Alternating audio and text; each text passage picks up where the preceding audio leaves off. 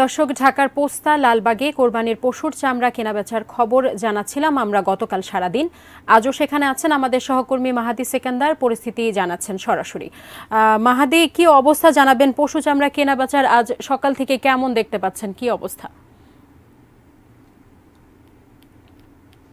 জি, যেমনটি বলছিলেন, আমি লালবাগের পোস্তাতেই আছি, সকাল থেকে খোঁজ খবর রাখছি এবং কেনা বেচা সেটি গত সংবাদে যেমনটি বলছিলাম, সাধারণত ট্র্যাকে করে ঢাকার বাইরে থেকে এই সময়ে চামড়া এসে থাকে।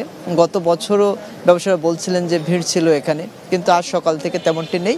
তবে কিছু সময় পূর্বে আমি রিকশায় করে কিছু চামড়া আসতে দেখেছি, সেগুলো আশেপাশে কোরবানি হয়েছে সেই চামড়া।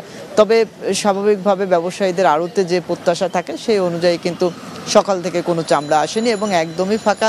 আমি দেখাতে চেষ্টা করব আপনাকে। এই মুহূর্তে এখানে যারা ব্যবসায়ী আছেন, আড়তদার আছেন, তারা কিন্তু অলস সময় পার করছেন এবং রাত ৩টা-৪টা পর্যন্ত তারা আসলে চামড়া কিনেছেন। তবে তারপরে এই চামড়া কেনা বেচা হয়নি। তবে লবণ প্রক্রিয়াজাতকরণের যে কাজটি সেটি কিন্তু রাতব্যাপী চলেছে এবং এখানে যে মৌসুমি শ্রমিক আছেন তারা লবণের প্রক্রিয়াজাতকরণে একটি চামড়ায় 30 থেকে 40 টাকা করে পারিশ্রমিক নিচ্ছেন, যেটি কিন্তু গত বছর কিংবা তার পূর্বে সেই পারিশ্রমিকের পরিমাণটা একটু বেশি ছিল, যেমনটি তারা বলছিলেন। তারা বলছেন যে এখানে চামড়া আসার পরিমাণও যেমন কমে গেছে, তাদের কাজের যে বিষয়টি সেটিও কমে এসেছে এবং পারিশ্রমিকও সেই সাথে কমে আসছে।